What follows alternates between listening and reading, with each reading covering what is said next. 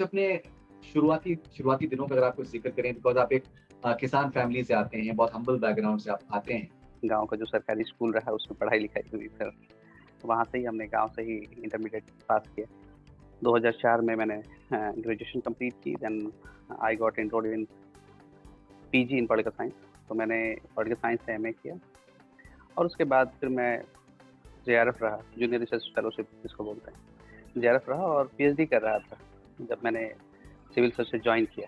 और मैं basically railways से हूँ, आईआरएएस सर्विस है मेरी। मैं उन ख्वाबों को पूरा करने में अपनी और अपने इस पद के साथ भूमिका निभाता हूँ। इस बात की मुझे बड़ी खुशी है, मुझे बहुत अच्छा लगता है। And you're the youngest CEO, which is amazing.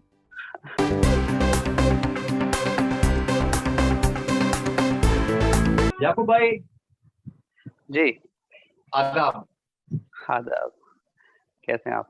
हाँ, मैं बहुत अच्छा हूँ याकूब भाई। फर्स्ट ऑफ ऑल बहुत-बहुत मुबारक आपको। इतनी कम उम्र में हज कमेटी का सीईओ होना, आई थिंक अपने आप में गैर मामूली कामयाबी है। फर्स्ट ऑफ ऑल कुछ अगर आप बताएँ कि आपके आपके क्या फीलिंग्स हैं एज़ ऑफ नाउ? बहुत-बहुत शुक्रिया फरीदुन, मुझे इनवाइट करने के लिए, मुझसे बातचीत करने के लिए। और जहाँ तक आपने बताया कि हज कमेटी ऑफ इंडिया के सीईओ होना, मुझे लगता है कि बहुत सारी चीज़ें जो होती हैं वो अल्लाह की मर्ज़ी होती हैं। वो जहाँ आपको जिस मुकाम पे जब ले जाना चाहता है, वो ले जाता है। और मैं भी बस उन्हीं के इशारों पर यहाँ हूँ और उनकी मर्ज़ी के हिसाब से यहाँ पे हूँ।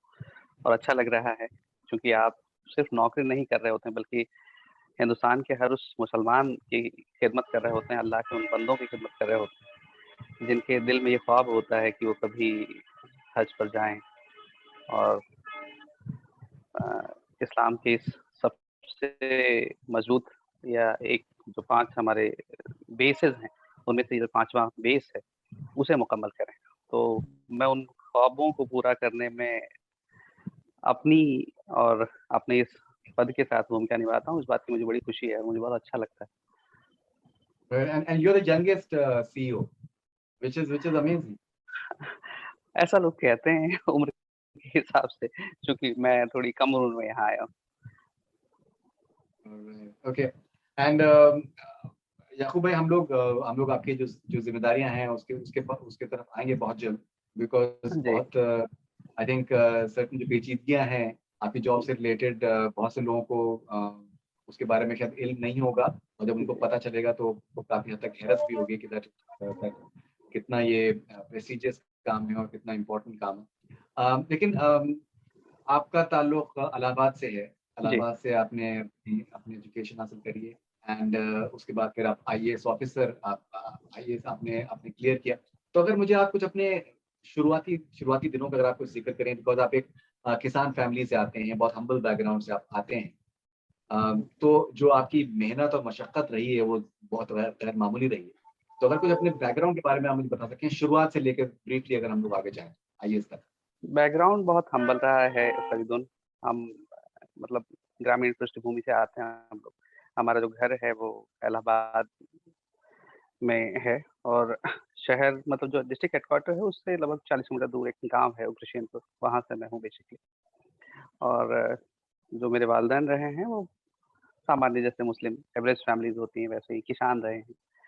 और पढ़ाई-लिखाई भी उसी तरीके से हुई कि गाँव का जो सरकारी स्कूल रहा उसमें पढ़ाई-लिखाई हुई, फिर वहाँ से ही हमने गाँव से ही इंटरमीडिएट पास किया और उसके बाद फिर इलाहाबाद यूनिवर्सिटी में जॉइन किया। मैंने बीए किया, 2004 में मैंने ग्रेजुएशन कंप्लीट की, then I got enrolled in PG in political science. तो मैंने पॉलिटिकल साइंस से एमए किया और उसके बाद फिर मैं जेआरएफ रहा, जूनियर रिसर्च फेलोशिप जिसको बोलते हैं। जेआरएफ रहा और पीएचडी कर रहा था जब मैंने सिविल सर्विस जॉइन किया। मेरा 2011 बैच और मैं बेसिकली रेलवेज से हूँ, आईआरएएस सर्विस है मेरी। और इसको जॉइन करने के बाद फिर मैंने एसएससीआर रेलवेज में काम किया और वहाँ पे डिवीज़न में फाइनेंशियल एडवाइज़र रहा, फिर हेडक्वार्टर में रहा और फिर हमारा एक विंग होता है कंस्ट्रक्शन, उसमें मैं फाइनेंशियल एडवाइज़र रहा, डिप्टी फाइनेंशियल एडवाइज़र। और फिर हज कमेटी ऑफ इंडिया को मैंने जॉइन किया रिसेंटली सितंबर में लास्ट ईयर। आपने बहुत बहुत ही आपने सादा तरीके से, सहल तरीके से आपने बताया है, बट आई थिंक बहुत बहुत डेफिनेटली मुश्किल है इस मुकाम तक पहुंचना और आईएएस का एग्जाम को कंप्लीट करना, निकालना।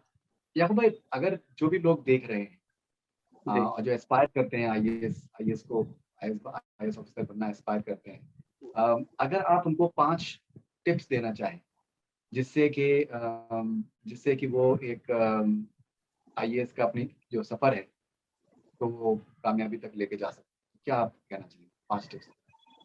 मुझे लगता है कि सबसे पहले तो आप इस बात पर यकीन करिए कि आप कामयाबी की ओर जो कदम उठा रहे हैं, उसमें यकीन करते हैं। जैसे कई बार हम चाहते हैं कि चीज़ें कुछ हो जाएँ, लेकिन सिर्फ़ हम चाह रहे होते हैं। मुझे लगता है कि सबसे पहले आप ये कमिटमेंट रखिए कि आपको ये काम करना ही है, क्योंकि चाहने से तो चीज़ें बदल जाएँगी या आपके हिसाब से हो जाएँगी, ऐसा नहीं होता। आप पूरे कमिटमेंट के साथ काम करिए। दूसरा ये रहता है कि कोई भी चीज़ जब भी आप करने जाएँगे, तो उसमें बहुत सारे चैलेंजेस होंगे। कई बार ऐसा आता है कि शायद ये आपके लिए नहीं है या आप उसे पास कर पाएँगे कि नहीं कर पाएँगे। ऐसी बहुत सारी चुनौतियाँ रहती हैं और ये भी रहता है कि कई बार हमें लगता है कि शायद ये हमारे लिए नहीं है या हमारा जो बैकग्राउंड है उस हिसाब से ये नहीं हो सकता। बहुत सारी चीज़ें होती हैं। तो पहला तो ये है कि आप कमिटमेंट रखिए, दूसरा आप कॉन्फिडेंस रखिए। कॉन्फिडेंस होना इसलिए ज़रूरी है कि ये एग्ज़ाम सिर्फ़ इस बात का नहीं है कि आपने कितनी किताबें पढ़ रखी हैं और कितना क्या कर रखा है। आप अगर कॉन्फिडेंस लूज़ कर गए तो फिर वो आते सवाल भी आप गड़बड़ कर जाएँगे या परफ़ॉर्म नहीं कर पाएँगे बेहतर। तो सबसे पहला है कि आप कमिटमेंट रखिए, कॉन्फिडेंस रखिए। दूसरा ये एक जो एग्ज़ाम है वो ऐसा नहीं है कि आप आए और तुरंत पास हो गए। काफ़ी चैलेंजेज़ होते हैं कई बार। अच्छा, इसमें जितनी बार भी आप नाकामयाब होते हैं, उतनी बार ज़ीरो से शुरू करना पड़ता है। मीन्स जैसे आप इंटरव्यू तक पहुँचे और इंटरव्यू के मतलब फाइनल रिज़ल्ट आपका ऐसा है जो नेगेटिव रहा है, तो आपको फिर से प्री एग्ज़ाम देना है, मेंस देना है और फिर इंटरव्यू तक आना है और कामयाब होना है। ऐसे में कई बार ऐसा होता है कि पेशेंस आदमी लूज़ कर जाता है या उसको लगता है कि क्यों नहीं हो रहा है, कुछ ऐसी भी चीज़ें होती हैं।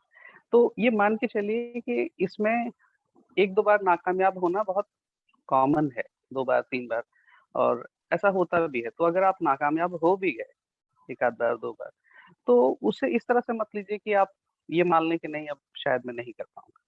क्योंकि किसी भी बड़े एग्ज़ाम को पास करना थोड़ा मुश्किल होता है। तो पेशेंस को नहीं लूज़ करना है, कॉन्फिडेंस को रखना है और कमिटमेंट को रखना है कि हाँ, मुझे ये कर लेना है और मुझे लगता है कि जो लोग भी इस एरिया में इंटरेस्ट रखते हैं या जो भी लोग सिविल सर्विसेज़ की तैयारी करना चाहते हैं, उन्हें इस बात की बेहतर समझ रहती है कि इस एग्ज़ाम का नेचर थोड़ा अलग है, इसकी डिमांड थोड़ी अलग होती है और इसमें ये भी है कि सिर्फ़ पास हो लेना ही कामयाब हो जाना नहीं है, बल्कि जिस सर्विस में आप जाते हैं, वहाँ पे परफ़ॉर्म करना, लोगों की मदद करना और जो आपसे उम्मीदें ये देश या इसके नागरिक रखते हैं, उसे पूरा करना शायद उससे बड़ी चुनौती है। तो आप उसे भी पूरा करिए और अपना भी ख़्याल रखें। तो मुझे लगता है कि कमिटमेंट बनाए रखें और कंटिन्यूटी बनाए रखें। आपका फर्स्ट अटेम्प्ट में हुआ, सेकंड अटेम्प्ट में हुआ? मेरा 4th अटेम्प्ट में था। मैंने हर बार मेंस दिया, लेकिन नहीं होता था और मेरा चूँकि माध्यम भी हिंदी था, मैं हिंदी मीडियम से रहा हूँ, मेरा सब्जेक्ट भी हिंदी था। अच्छा, जब हमने एग्ज़ाम पास किया था तो 2 सब्जेक्ट हुआ करते ऑप्शनल के 2 सब्जेक्ट हुआ करते, तो मेरा एक पॉलिटिकल साइंस और एक हिंदी सब्जेक्ट रहा है। तो मैंने हिंदी और पॉलिटिकल साइंस से ही सिविल सर्विस पास किया है। अब तो आपने काफ़ी सारी आपने जो बातें बताई उसमें सब्र सब्र का कितना बड़ा इम्पोर्टेंस? सब्र का बहुत ज़्यादा इम्पोर्टेंस है और मुझे लगता है कि सिर्फ़ कैंडिडेट का ही सब्र नहीं, उनके जो माँ-बाप हैं, उनका भी सब्र बहुत मायने रखता है। क्योंकि देखें, हमारे खर्चे वो उठा रहे होते हैं, हमारी छोटी-मोटी या हर तरीके की जो भी ज़रूरतें होती हैं, वो पूरी करते हैं। और दूसरा उन्हें ये उम्मीद होती है कि हम उनके ख्वाब या उनकी जो भी उम्मीदें हैं, उसे पूरा करें। कई बार ऐसा भी होता है कि बच्चा मेहनत करने के बावजूद ऐसा हो जाता है कई बार कि मेहनत करने के बावजूद भी नाकामयाब रहता है, लंबे समय तक रहता है। ऐसे में जो पेरेंट्स हैं, गार्जियंस हैं, वो भी अपना पेशेंस लूज़ कर जाते हैं। मुझे लगता है सब्र की कैंडिडेट को भी, जो बच्चे एग्ज़ाम दे रहे हैं, उनको भी और माँ-बाप को भी उतनी ही ज़्यादा ज़रूरत है। क्योंकि उनके मोटिवेशन से ही बच्चा आगे बढ़ता है। यदि ऐसा हुआ कि माँ-बाप खुश नहीं हैं या अ, उनके सब्र का बाँध कमज़ोर हो रहा है, तो उसका असर कैंडिडेट पे भी आता है। उसे भी लगता है कि शायद उसकी नींव कहीं से कमज़ोर हो रही एक आपके स्टूडेंट लाइफ में है। हुँ, जो आपकी दिलचस्पी जो आपकी लिटरेचर में है, साहित्य में जो आपकी लिटरेचर है, अदब में जो लिटरेचर है, जो दिलचस्पी आपकी रही है, उससे आपको कितनी एक मदद मिली है? Has it inspired you? Has it just broadened your horizons in any way whatsoever? देखिए, एक तो आपका जो बैकग्राउंड होता है, हमारा घर थोड़ा-सा वैसा रहा है जहाँ पे लोग लिटरेरी रहे हैं। मेरे फादर को काफ़ी शौक रहा है किताबों को पढ़ने का और उनकी अच्छी दखल भी रही है संगीत में, इंस्ट्रूमेंट भी वो अच्छा बजाते रहे हैं। तो बहुत सारी चीज़ों का एक घर में अगर एक कल्चरल एटमॉस्फेयर रहता है, तो उसका भी एक असर होता है। फिर मैं चूँकि साहित्य का विद्यार्थी रहा हूँ, मैंने हिंदी साहित्य पढ़ा है, संस्कृत पढ़ा है, तो इन चीज़ों में एक इंटरेस्ट आता ही है। दूसरा जो शहर है हमारा इलाहाबाद, वो एक तरह से देखें तो लिटरेचर का बड़ा सेंटर रहा है। अकबर इलाहाबादी से लेके फिराक गोरखपुरी या अ, महादेवी वर्मा हैं, जयशंकर प्रसाद हैं, उपेंद्रनाथ अश्क हैं। इन लोगों को अगर आप देखेंगे तो एक पूरी लिटरेचर की एक बहुत बड़ी विरासत है इलाहाबाद शहर की, जो आज भी बहुत मजबूत है। तो उसका भी एक असर पड़ता है और कहा जाता है कि इलाहाबाद में अगर आप कुछ भी ना सीख पाएँ, तो कम से कम बातचीत करना सीख जाते हैं, लिटरेचर को समझना सीख जाते हैं और उसे समझना इसलिए बहुत ज़रूरी है कि अ, अगर आप संवेदनाओं को नहीं समझते हैं और किसी व्यक्ति के मिज़ाज को या सोसाइटी को नहीं समझते हैं, तो आप कहीं भी रहें, आपकी परफ़ॉर्मेंस डाउन हो जाएगी। चूँकि आप डील करते हैं मनुष्यों के साथ और उनकी बड़ी अलहदा ज़रूरतें और समस्याएँ होती हैं। अगर साहित्य आप समझते हैं तो कम से कम संवेदनाओं को समझना जानते हैं और अगर उन्हें समझ रहे हैं, तो संवेदनाओं के साथ-साथ संस्कृति समझेंगे, राष्ट्र को समझेंगे, देश को समझेंगे और फिर जो आप करेंगे वो मुझे लगता है सबके लिए बेहतर होगा। एक बेहतर समझ के बहुत साथ करेंगे। बहुत कमाल की आपने बात कही है सेंसिटिविटी से मुतालिक। और हाँ, मुझे लगता है कि यही सेंसिटिविटी आप आपकी जो प्रेज़ेंट जॉब है, आप उसमें आप बखूबी आप निभाने की कोशिश कर रहे हैं। हाँ, इस आपने मुझे ये भी जी, बताया कि हज हज से रिलेटेड बहुत से लोगों को बहुत सी बातें का इल्म नहीं होता। जैसे बहुत से आपने मुझे बताया कि ज़ईफ़ लोग जो हैं अमूमन हज के लिए जी। जाते हैं, उनका किस तरीके से उनको कंफर्टेबल फ़ील कराना है, उनको कैसे ख़्याल रखना है एंड हाँ, किस तरीके से ये उनको जो बात कनेक्शन करना हाँ, ज़रूरी ये जो आप जो जो टॉपिक आपने उठाया है फरीदुल वो बहुत इंटरेस्टिंग है। मैं आपको बताऊँ कि हम जब मुस्लिम्स की बात करते हैं, तो हम ये मानते हैं कि जैसे मुस्लिम्स, सारे मुस्लिम्स लेकिन अगर आप हिंदुस्तानी मुसलमानों को देखें, तो अगर आप पाएँगे कि मणिपुर का मुसलमान, नागालैंड का मुस्लिम, केरला का मुस्लिम, गुजराती मुस्लिम, तमिलनाडु या कर्नाटका का मुस्लिम और उत्तर प्रदेश या महाराष्ट्र या एमपी का मुस्लिम। इनकी बहुत सारी चीज़ें बहुत अलग हैं, जैसे खान-पीन का जो व्यवहार है वो अलग है, भाषा अलग हो जाती है, इसके अलावा कुछ कल्चरल टच भी रहते हैं, वो अलग होते हैं। हम जब इन्हें एक साथ ले आते हैं और हज पर ले जाने की कोशिश करते हैं या ले जाने का काम करते हैं, तो हमें बहुत सारे चैलेंजेस देखने पड़ते हैं। पहला चैलेंज तो ये होता है कि ज़्यादातर वो लोग हज पर जाते हैं हिंदुस्तान से, जो लगभग 60 के ऊपर होते हैं या इसके आस-पास होते हैं और उसमें से बहुत सारे लोग तो काफ़ी बुज़ुर्ग होते हैं। ऐसे में इनकी बहुत सारी ज़रूरतें होती हैं। एक तो ये बूढ़े लोग, दूसरे कई बार इनके खान-पीन की ज़रूरतें थोड़ी अलग होती हैं। तीसरा इन्हें मेडिकल की बहुत सारी चीज़ों की ज़रूरत पड़ती है। चौथा जो बैकग्राउंड है जनरली माने आप कि मुस्लिम्स में ख़ासकर जो ख़वातीन हैं, महिलाएँ हैं, उनको आप देखेंगे कि रूरल बैकग्राउंड की हैं, कम पढ़ी-लिखी हैं या कई बार ऐसा है या ज़्यादातर केसेज़ में ऐसे हैं कि वो पहली बार हवाई जहाज़ में बैठ रहे होते हैं या एक किसी इंटरनेशनल ट्रिप पर जा रहे होते हैं। उन्हें नहीं मालूम है कि कस्टम में कि क्या रूल्स एंड रेगुलेशंस होते हैं, इमिग्रेशंस को कैसे डील करते हैं या अपने लगेज को कैसे हैंडल करते हैं। दूसरा सेल्फ को कैसे मेंटेन करते हैं। जैसे हम लोगों के यहाँ क्या होता है कि हस्बैंड जा रहा है या बाप जा रहे हैं, तो उनके साथ ही हम ये मानते हैं कि ये है तो पूरी ज़िम्मेदारी इनकी है। उन्हीं के पास पैसा भी होगा, पासपोर्ट भी होगा, डॉक्यूमेंट्स भी होंगे, सारी चीज़ें होती हैं। तो इंडिविजुअल कैपेसिटी में हम बहुत सारी चीज़ों को नहीं करते।